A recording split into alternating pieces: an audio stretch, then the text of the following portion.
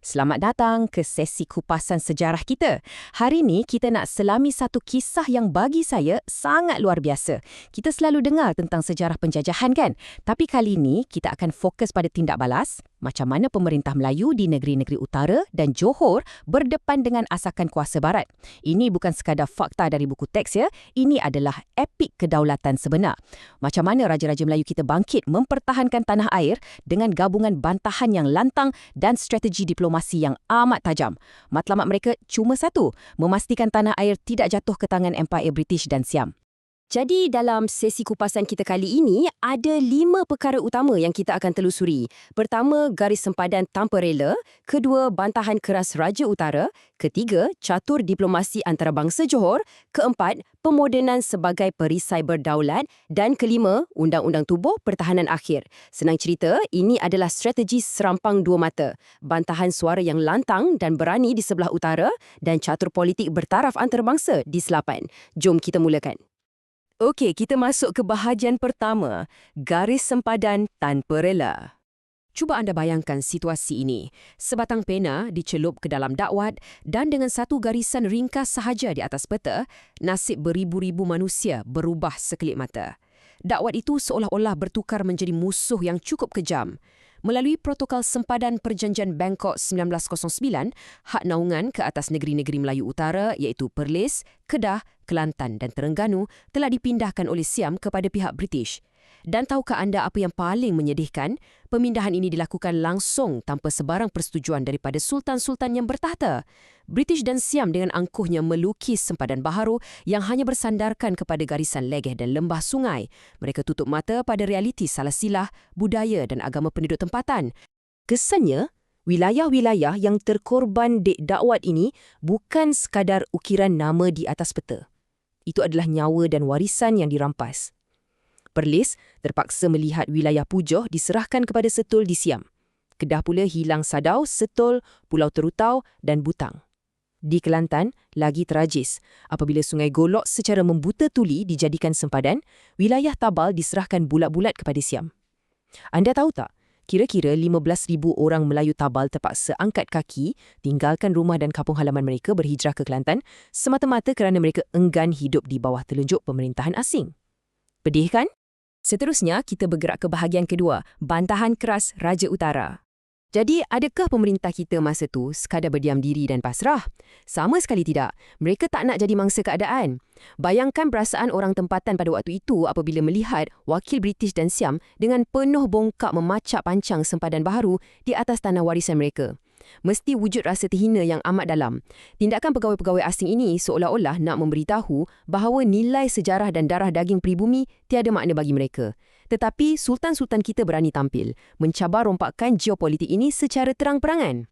Anda kena dengar kata-kata amarah keramat ini. Sultan Abdul Hamid Halim Shah dari Kedah bertitah teguh, beta tidak akan memaafkan pihak yang menjual negeri Kedah seperti menjual seekor kerbau. Nampak tak betapa murkanya baginda? Kedaulatan negeri dan maruah rakyat diperdagangkan macam haiwan ternakan tanpa dirunding apatah lagi dipersetujui. Ini bukan sekadar luahan kecewa, tahu tak? Ini adalah satu deklarasi tegas demi mempertahankan maruah. Dan kemarahan yang bersatu padu ini disokong dengan hujah fakta yang sangat padu untuk mematahkan helah barat. Kita lihat satu persatu. Raja Syed Alwi di Perlis secara rasmi menuntut semula Pujoh dengan membuktikan bahawa kawasan itu dari dulu lagi ditadbir oleh penghulu Kuala Perlis. Di Kelantan pula, Sultan Muhammad IV bersemuka terus dengan pegawai British J.S. Mason dan tolak mentah-mentah perjanjian itu di hadapannya. Di Terengganu, Sultan Zainal Abidin III dengan bijak mematahkan keangkuhan Siam. Baginda tegaskan yang penghantaran bunga emas selama ini hanyalah tanda persahabatan diplomatik, langsung bukan pengakuan sebagai negeri naungan Siam. Hujah-hujah mereka ini sememangnya mematikan terus alasan British. Sekarang kita masuk ke bahagian ketiga, catur diplomasi antarabangsa Johor. Mari kita ubah angin menelusuri selotan semenanjung pula. Di Johor, corak pertarungannya berbeza. Bukannya isu garisan sempadan fizikal, sebaliknya pertarungan kelicikan akal di atas meja profil tinggi diplomasi antarabangsa.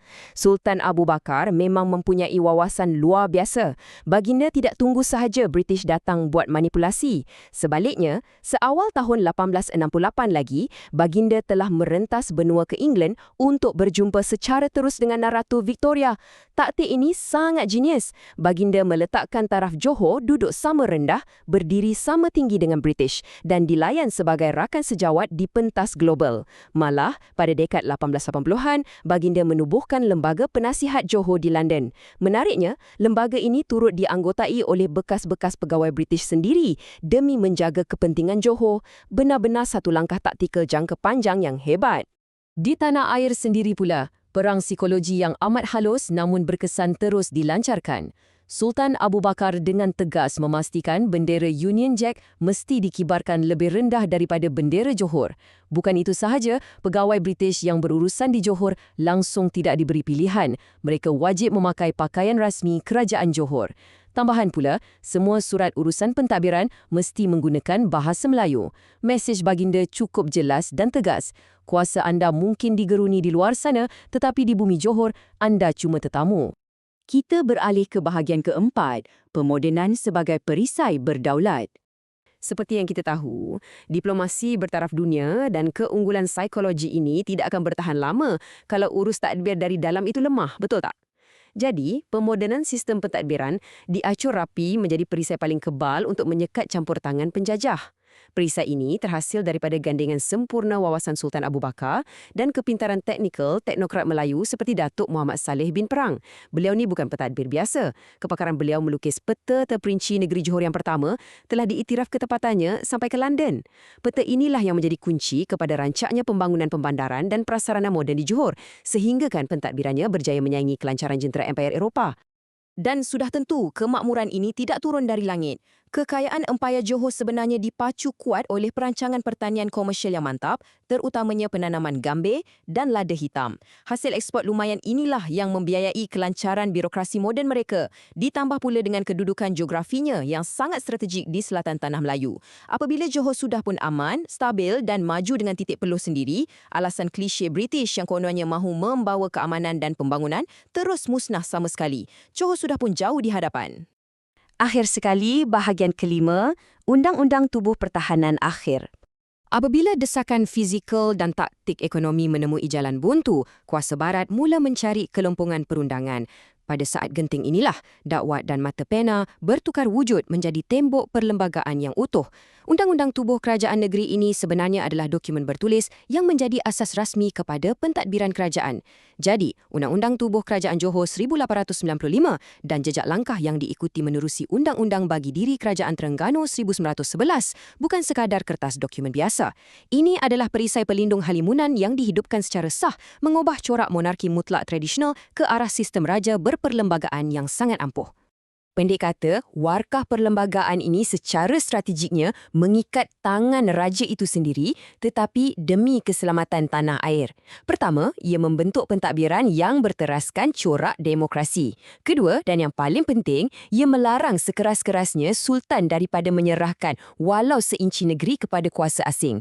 Jadi, apabila British cuba memberi tekanan, pemerintah kini kebal dengan alasan perundangan.